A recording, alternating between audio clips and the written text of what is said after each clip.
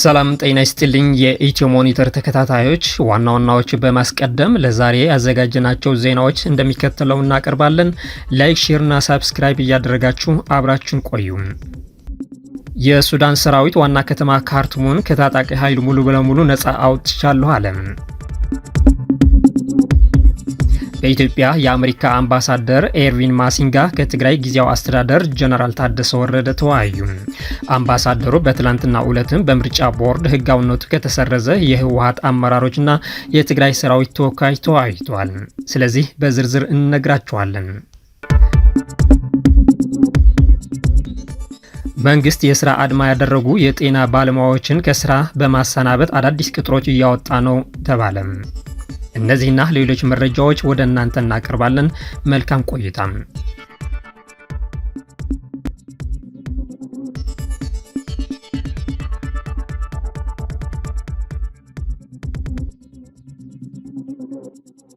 የሱዳን ሰራዊት የካርቱም ከተማ ከታጣቂ ቡድኑ ነፃ አውጥቻለሁ አለ።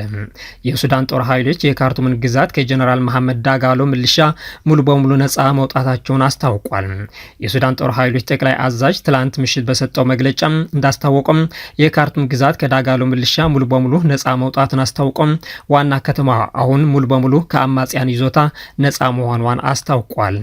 የመከላከያ ሰራዊቱ ቃል አቀባይ ጽሕፈት ቤት ባወጣው መግለጫ የሀገራዊ ክብር ጦርነት በማለት ትልቅ ድል ነው ሲል አሞካሽቶታል። ይህም ለሱዳን ህዝብ ጽናትና ለጦር ኃይሎች መስዋዕትነት ያበቃ ሲሆን ሁሉም ወታደራዊ አካላት የጥቃትና የጭቆና ዘራፊዎችን እና ደጋፊዎቻቸውን ከሀገር ውስጥም ከሆነ ከቀጠናው ወይም ከዓለም አቀፉ አካላት ጋር ለመፋለም አሁንም ተጠምዷል ብሏል። መግለጫው የካርቱም ግዛት ሙሉ በሙሉ ከዳጋሎ ሚሊሻ አካላት አሸባሪ ቡድን ካለበት ሙሉ በሙሉ ነፃ መውጣቱና የብሔራዊ መዲናችን ከአማጽያንና ከደጋፊዎቻችን ቆሻሻን መጽዳቷን ዛሬ እናበስራለን ሲልም አክሏል። የመከላከያ ሰራዊቱ እያንዳንዱ የሀገሪቱን ክፍል አማጺ ከዳተኛና ተላላኪ ብሎ ከፈረጀው ድርጊት እስኪጸዳ ድረስ ስራው እንደሚቀጥልም አረጋግጧል። መግለጫው ለሰማዕታቱ ጸሎት፣ ቁስለኞች ማገገምና እስረኞች ወደ ቤተሰቦቻቸው በሰላም እንዲመለሱ በመመኘት ተጠናቋል። በኢትዮጵያ የአሜሪካ አምባሳደር ኤርቪን ማሲንጋ ከትግራይ ጊዜያዊ አስተዳደር ጀነራል ታደሰ ወረደ ጋር ተወያዩ። የትግራይ ጊዜያዊ አስተዳደር ፕሬዝዳንት ሌተናንት ጀነራል ታደሰ ወረደ ዛሬ ግንቦት 13 ቀን 2017 ዓ.ም ከአሜሪካ አምባሳደር ኤርቪን ማሲንጋ ጋር ከፍተኛ ዲፕሎማሲያዊ ግንኙነት ማድረጋቸው ተገልጿል። ስብሰባው የተካሄደው አምባሳደሩ በምርጫ ቦርድ ከተሰረዘው የህወሓትና የትግራይ ሰራዊት አመራሮች ጋር በሽሬ ከተማ ከተወያዩ በኋላ ነው። አምባሳደር ማሲንጋ ትላንት በሽሬ ከተማ የሚገኙ ሁለት ዋና ዋና የተፈናቃዮች ካምፖችን መጎብኘታቸውን ጨምሮ ተከታታይ ውይይቶች አድርጓል። ከፕሬዝዳንት ታደሰ ጋር ባደረጉት ውይይት ትኩረቱ በክልሉ ያለውን አሳሳቢ ችግር ለመፍታት ተስማምቷል። ፕሬዝዳንቱ የተፈናቀሉ ዜጎች ወደ መኖሪያ ቤታቸው መመለስ ሰብአዊ ጉዳይ ብቻ ሳይሆን በትግራይ ግዛታዊ አንድነት ላይ የተመሰረተ ህገ መንግስታዊ ግዴታ መሆኑን አጽንኦት ሰጥቷል። ፕሬዝዳንት ታደሰ በሺ የሚቆጠሩ የትግራይ ተወላጆች መፍትሄ ባለማግኘታቸው አስተዳደራዊና የጸጥታ ችግር በመፈጠሩ ከቀያቸው ተፈናቅለው መቆየታቸውን አስምሮበታል። ይህን የብሔራዊ ክብርና ህገ መንግስታዊ ስርዓትን ጉዳይ ነው ያሉት ፕሬዝዳንቱ አሰራሩን በህግ የበላይነትና በክልሉ መደበኛ ወሰኖች መመራት አለበት ብለዋል። ፕሬዝዳንቱ ትግራይ ለፕሪቶሪያ ስምምነት ቁርጠኛ መሆኗን አረጋግጦም ከፌዴራል መንግስት ጋር ለሰላምና መረጋጋት እንቅፋት የሆኑትን ነገሮች ለማስወገድ ዝግጁ መሆናቸውን አመልክቷል። ስምምነቱ ሙሉ በሙሉ ተግባራዊ እንዲሆን ዓለም አቀፍ አጋሮች ጫና እንዲያደርጉም አሳስበዋል። በተለይ ተፈናቃዮች ወደ ነበሩበት እንዲመለሱና ወራሪ ኃይሎች እንዲወጡ ዋስትና የሚሰጣቸው የፕሪቶሪያ አንቀጾችን እንዲተገበሩ አስገንዝቧል። አምባሳደር ማሲንጋ እነዚህን ስጋቶችን በማስተጋባት ዩናይትድ ስቴትስ ለህገ መንግስታዊ አስተዳደር፣ ለሰብአዊ ጥበቃና ለሰላም ሂደቱ ድጋፍ እንደምትሰጥ ደጋግመው አረጋግጧል። ሶማሊላንድ ኢትዮጵያን ጨምሮ ከ130 በላይ ሀገራትን እውቅና እንዲሰጧት ጠየቀች። ሶማሊላንድ ለ34 ዓመታት የተቋቋመችበትን የግዛት ባለቤትነት በዓሏ አክብራለች። ፕሬዝዳንት መሐመድ ኢሮ ከ130 በላይ የዓለም መሪዎችን እውቅና እንዲሰጣቸው ተማጽኗል። ሶማሊላንድ እንደ አውሮፓውያን አቆጣጠር ከ1991 ዓ.ም ጀምሮ ከሶማሊያ ተለይታ ራስ ገዝ ሆና ብትቆይም እውቅና የሚሰጣት ሀገር አላገኘችም። በተመሳሳይ ዓመት በ1991 ዓ.ም ከኢትዮጵያ የተገነጠለችው ኤርትራ ግን 34ኛ የነጻነት በዓሏን እያከበረች ትገኛለች። በተያያዘ ዜና የሶማሊላንድ ፕሬዝደንት በጅቡቲ የመጀመሪያ ይፋዊ የስራ ጉብኝት እያደረጉ ነው። የሶማሊላንድ ሪፐብሊክ ፕሬዝደንት አብዱራህማን መሐመድ አብዱላይ በጅቡቲ ሪፐብሊክ የ3 ቀናት ይፋዊ የስራ ጉብኝት እያደረጉ ሲሆን እንደ አውሮፓውያን አቆጣጠር በህዳር 2024 የተካሄደውን ምርጫ ተከትሎ ስልጣን ከያዙ በኋላ ወደ ጅቡቲ ያደረጉት የመጀመሪያ ይፋዊ ጉብኝታቸው ነው ተብሏል። በጅቡቲ ፕሬዝደንት ኢስማኤል ኦመር ጌሌ ይፋዊ ግብዣ የተደረገላቸው ፕሬዝደንቱ በከፍተኛ ሚኒስትሮች እና ከፍተኛ የመንግስት ባለስልጣናት ታጅቦ ከጅቡቲ አቻቸው ጋር የሁለትዮሽ ግንኙነትን በማጠናከርና በሁለቱ ጎረቤት ሀገሮች መካከል ያለውን የጋራ ጥቅም ለማሳደግ ላይ ያተኮረው ውይይት ያደርጋሉ ተብሎ ይጠበቃል። ሶማሊላንድ ከጅቡቲ ጋር በፖለቲካ በኢኮኖሚና በባህል የጠበቀ ግንኙነት ትጋራለች። ግንኙነቱ አዲሱ አስተዳደር ክልላዊ ዲፕሎማሲና ትብብር ለማጠናከር የሚያደርገውን ጥረት የሚያጎላ ነው ተብሏል። በሌላ በኩል ኢትዮጵያና ሶማሊላንድ የድንበር ጸጥታ ለማጠናከር ያለመ ውይይት አካሂደዋል። ኢትዮጵያና ሶማሊላንድ የቀጠናውን መረጋጋት ለማጠናከር ትብብርን ለማስፋትና በድንበር ላይ የጋራ ጸጥታን ጥረቶችን ለማጎልበት ያለመ የከፍተኛ ደረጃ የሁለትዮሽ ውይይት በድንበር ከተማዋ ጊቤልን አካሂደዋል። ውይይቱ በሁለቱም ወገኖች ከፍተኛ ባለስልጣናት የተመራ ሲሆን በኢትዮጵያ በኩል የመከላከያ ሰራዊት ስምሪት ኃላፊ ሜጀር ጀነራል ተስፋዬ አያሌው፣ የሶማሊያው ክልል ፖሊስ አዛዥ ጀነራል አብዲ አሊ ሰይድና የምስራቅ እዝ ምክትል አዛዥ ብርጋዴር ጀነራል ፍቃዱ ተሳትፈዋል። ሶማሊላንድን የወከሉት ደግሞ የሶማሊላንድ ብሔራዊ ጦር አዛዥ ብርጋዴር ጀነራል ኒካማን ዩሱፍና ከከፍተኛ ወታደራዊና የፖሊስ መኮንኖች ጋር በመሆን የሶማሊላንድ ፖሊስ ኃይል አዛዥ ብርጋዴር ጀነራል አብዱራህማን አብዱላሂ ሐሰን ናቸው። የጸጥታ ውይይቱ ቅድሚያ በሚሰጣቸው የጋራ ጉዳዮች ላይ ያተኮረ ሲሆን ይህም የጋራ አሰራሮችና መረጃ ትብብርን ማጠናከርና ሰላማዊ ድንበር ተሻጋሪ ግንኙነትን መደገፍን እንደሚያጠቃልል ሆርን ዲፕሎማት ዘግቧል። ተጨማሪም ሁለቱም ልዑካን ሰላም ለማጽናትና ሊከሰቱ የሚችሉ የጸጥታ ስጋቶችን ለመከላከል ቀጣይነት ያለው ስትራቴጂካዊ ትብብር ያለውን ጠቀሜታ አጽንኦት ሰጥቷል። በሁለቱ ሀገራት መካከል ያለውን መተማመንና የአሰራር ዝግጁነት ለማጠናከር መደበኛ ስብሰባዎችን አስፈላጊ መሆኑ የጋራ መግባባት ላይ ተደርሷል።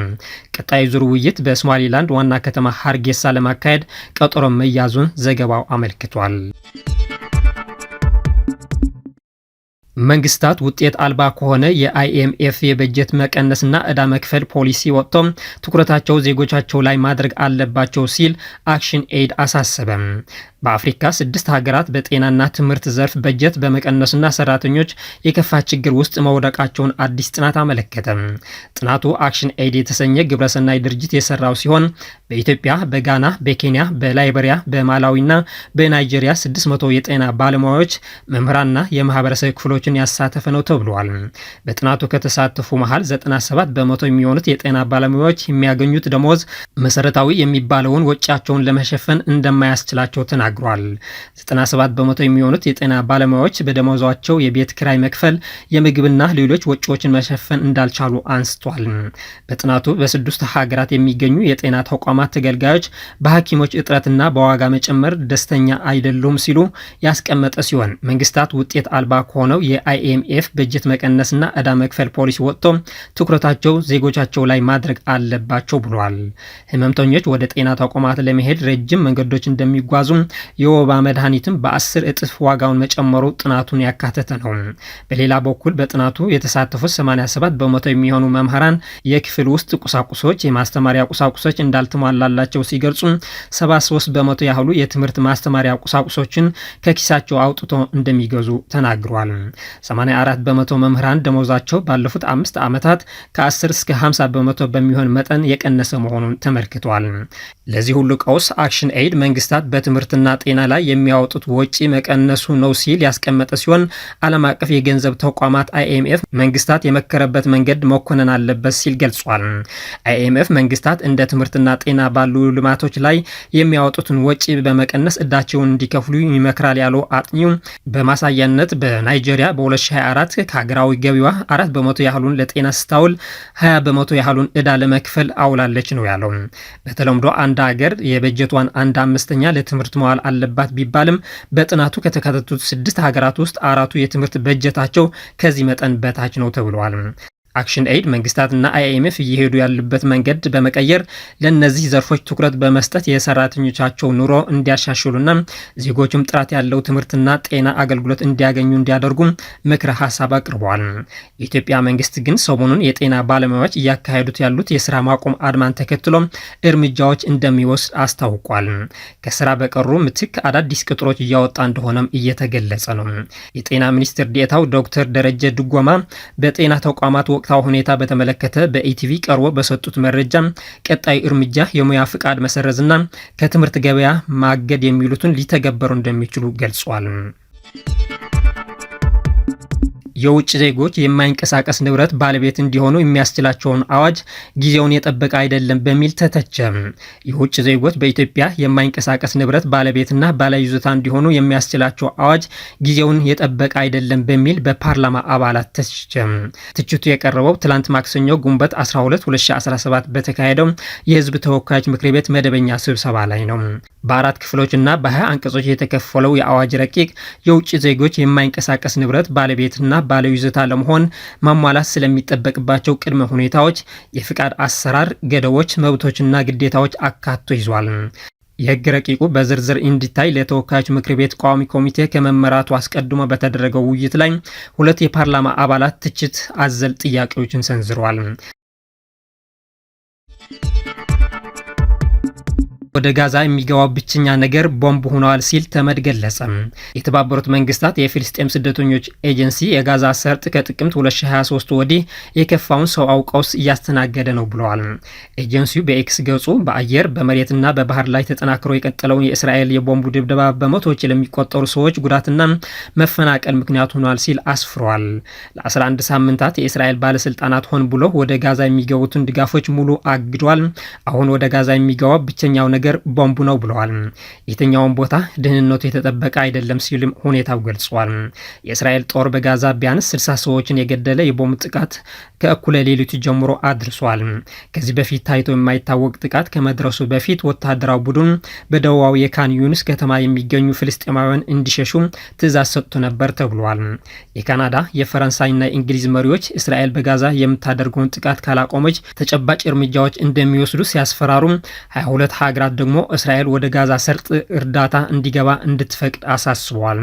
የእስራኤሉ ጠቅላይ ሚኒስትር ቤንያሚን ኔታንያሁ ሐማስ ያገታቸው ዜጎች በሙሉ ከለቀቀና ትጥቅ ከፈታ እስራኤል የጀመረችውን ዘመቻ ታቁማለች ብለዋል። ታንዛኒያ በይፋ የአሜሪካን ዶላር በሀገሪቱ ውስጥ ጥቅም ላይ እንዳይውል አገደች። ታንዛኒያ የብሪክስ አባል ሀገራት ፈለግ በመከተል በሀገር ውስጥ ግብይቶች የአሜሪካን ዶላር በይፋ ከልክላለች።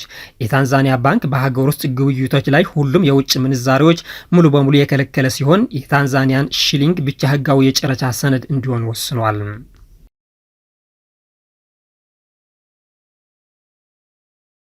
የተከበራችሁት የኢትዮ ሞኒተር ተከታታዮች ለዛሬ ያዘጋጀናቸው ዜናዎች እነዚህ ይመስሉ ነበር። ስለተከታተላችሁን በማመስገን በዚህ እንሰናበታለን። ሰላም።